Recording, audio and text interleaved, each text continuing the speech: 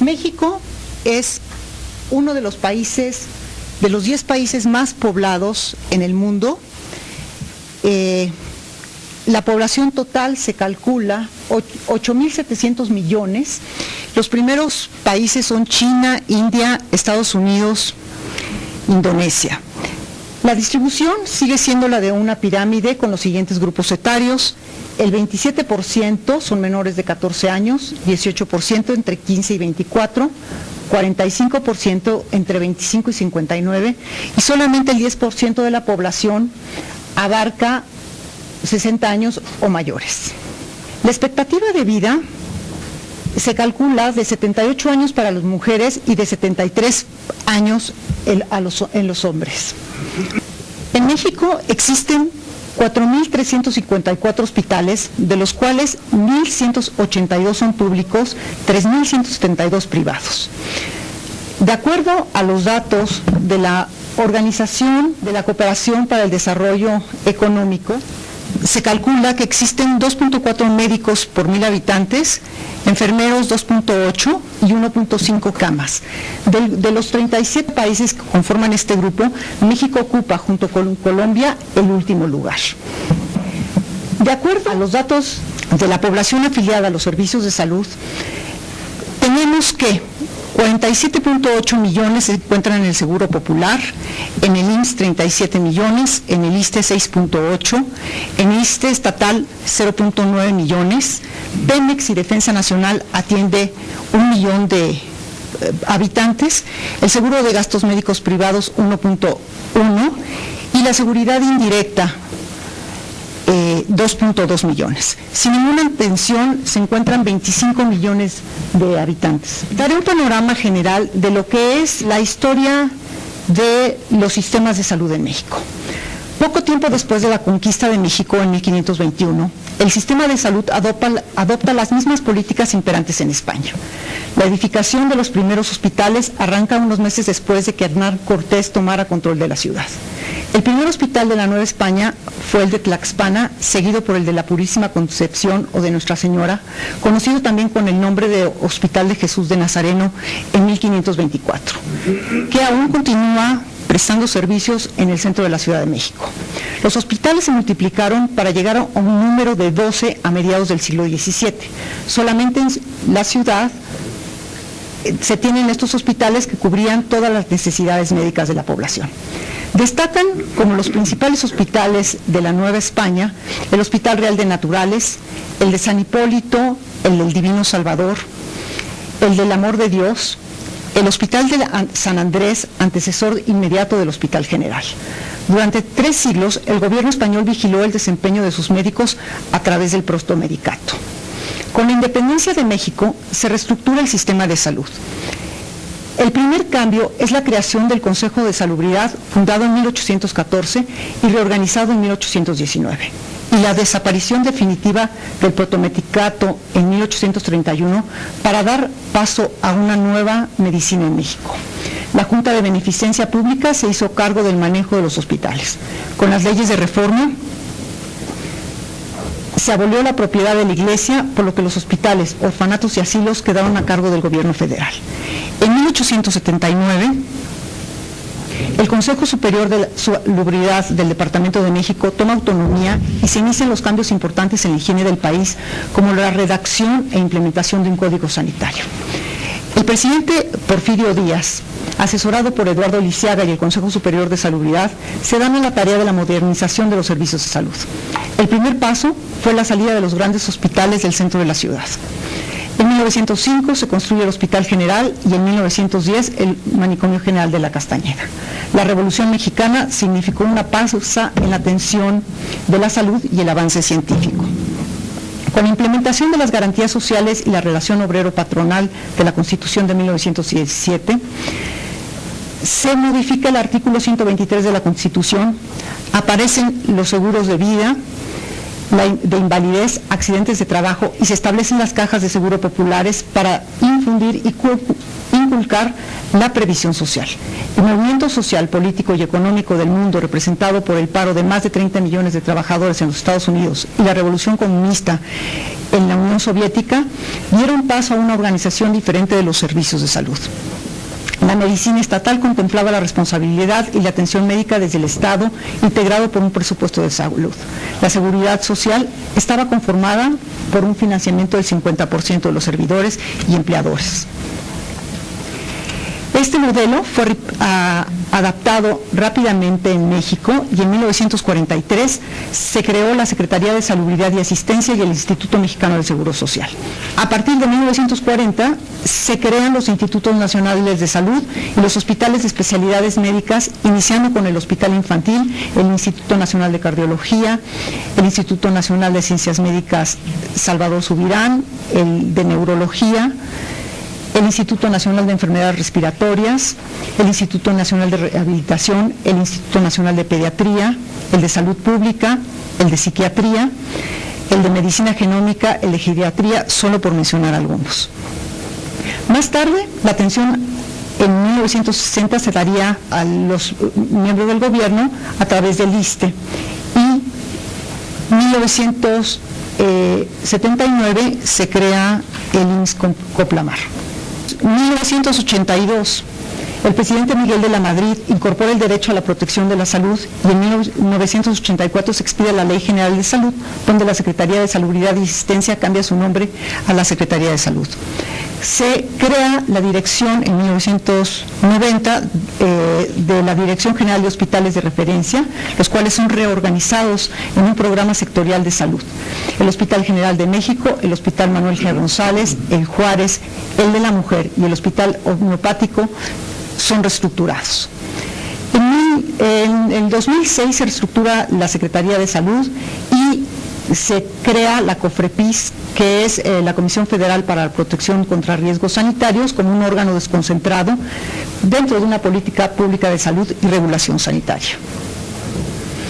En el 2003 se crea por la Ley General de Salud el Sistema de Protección Social en Salud, conocido como Seguro Popular, eminentemente de carácter financiero, que tenía como objetivo disminuir los gastos en salud. En la actualidad, los servicios en México en el 2017 están organizados en amplios sectores: el gubernamental o público y el privado. El público comprende el IMSS, ISSSTE, Pemex, Secretaría de Marina, Sedena y la Secretaría de Salud, junto con el Seguro Popular. Y el privado, que incluye las aseguradoras, médicos que trabajan en forma privada y que comprenden tanto sectores públicos y privados. La ética en los servicios de salud es la base filosófica que sustenta las obligaciones morales de la institución de salud en cuanto al ejercicio profesional de la medicina, que tiene como fin aumentar la eficiencia con el respectivo aprovechamiento de los servicios disponibles, siempre planteados en beneficio del paciente y con respeto a su autonomía. Se incluye todos los factores que garantizan el buen cuidado del paciente.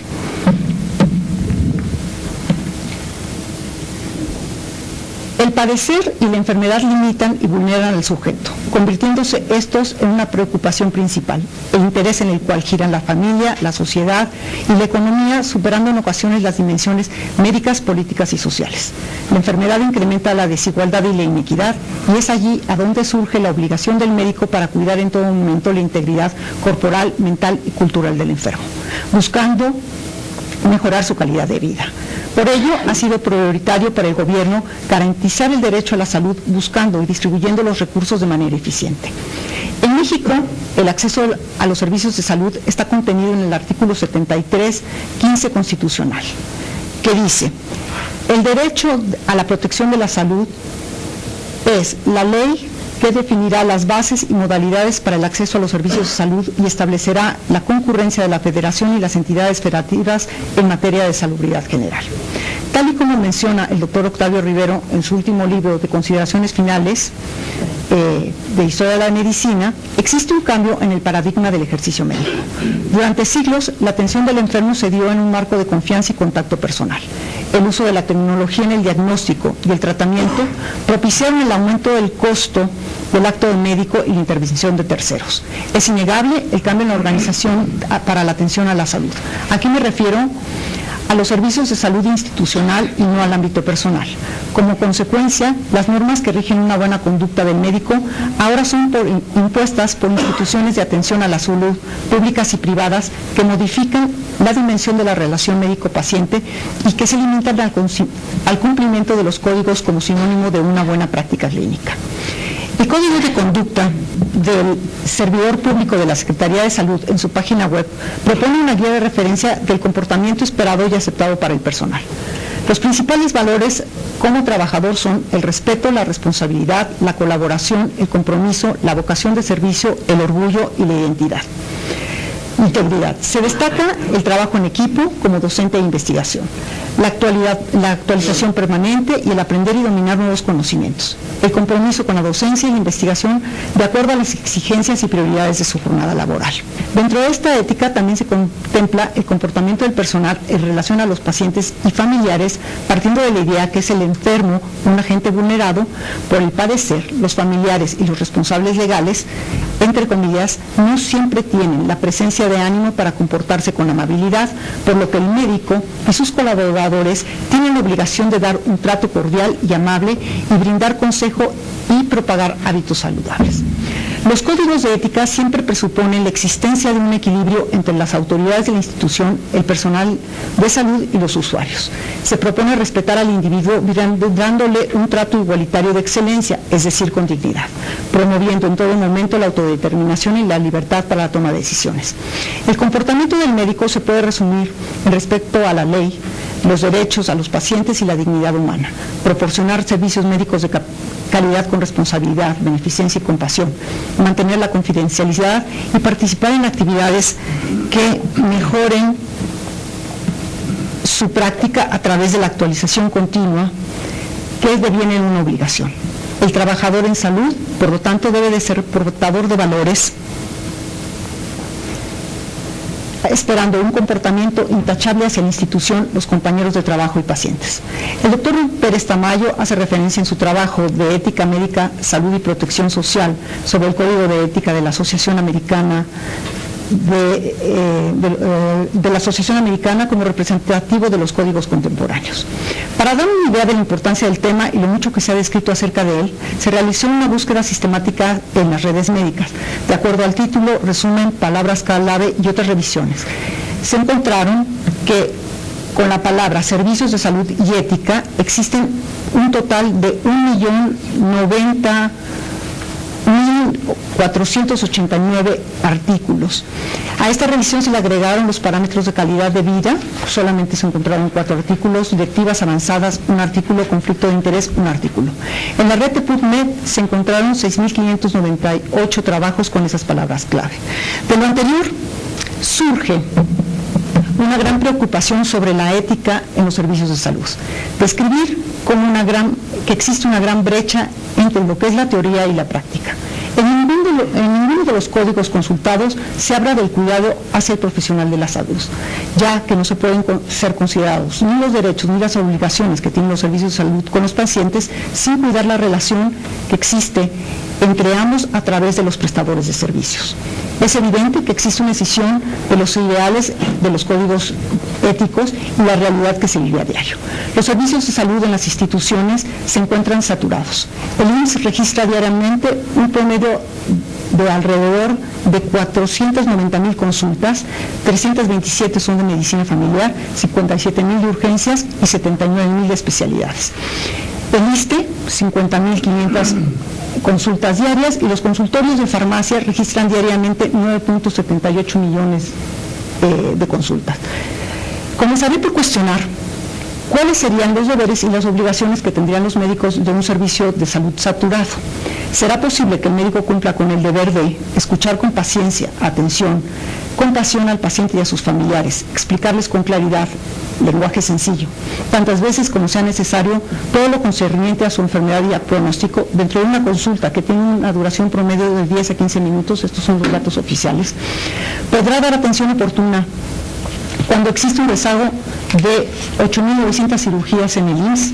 ¿Acaso un médico podrá actualizarse y participar en la docencia cuando sus jornadas laborales son de más de 10 horas de trabajo, sin contar el desempeño en otras actividades para incrementar su sueldo? Y más allá nos preguntaríamos si con el crecimiento estrepitoso de la población en México se puede subsanar las deficiencias en la atención de los servicios de salud.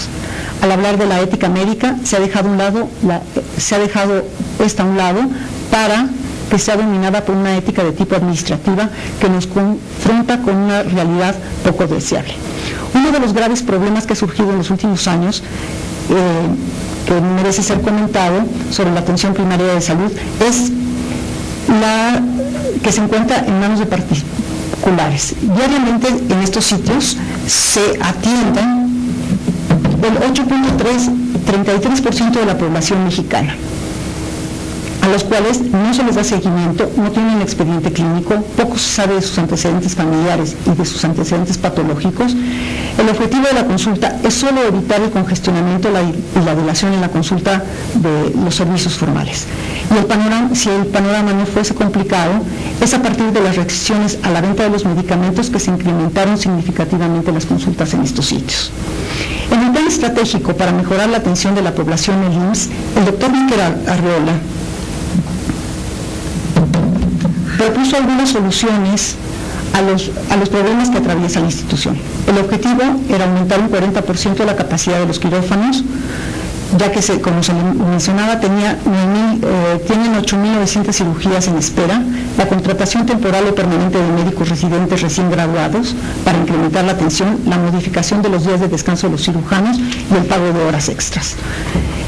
Y reducir a las consultas de urgencias en un tiempo de espera de 5 minutos. Normalmente se tardan entre media hora y 1 hora y media. Se han liberado 8 millones de consultas por medio del programa Receta Resurtible y además de eliminación del pase de evidencia para jubilados y pensionados y la ampliación de servicios digitales. La Unifila toma alrededor de 58 minutos hasta 1 hora 10 para ser atendido. Lo ideal es que el tiempo no sea mayor de 30 minutos.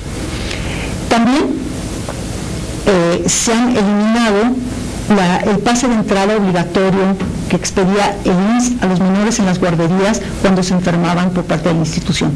Esto ha descargado 1.2 millones de visitas diariamente y la posibilidad de que estos niños sean atendidos por un pediatra particular, lo que significa un ahorro para la institución.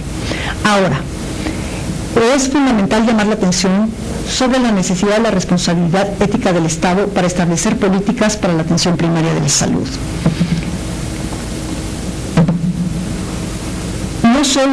No solamente consiste en desahogar los servicios congestionados a través de una medicina por dispensarios, es dar marco de referencia y propiciar que los servicios sean adecuados. Una visión ideal del Estado benefactor y promotor de los derechos a la salud y responsables de la atención médica se ha pasado a un Estado gerencial que pretende administrar la atención de salud bajo el esquema de una responsabilidad parcial que recae sobre los médicos recién egresados, en el caso de las farmacias, de un mal desempeño en las actividades cuando se trata de la institución. Asimismo, ha permitido que otras instituciones o organizaciones cumplan con la obligación a la que el gobierno se comprometió. ¿Qué debe hacer el gobierno, la institución, el médico y el paciente por parte del Estado? Proporcionar los elementos adecuados para la atención de la salud basados en una ética de responsabilidad, subsanar la fragmentación de los servicios de salud, favorecer el ambiente de trabajo digno con condiciones adecuadas y reales, brindar protección del médico ante las demandas injustificadas o cubrir la falta de insumos. La praxis médica debe llevarse a cabo de conformidad a los principios científicos y éticos delineados por las instituciones de salud.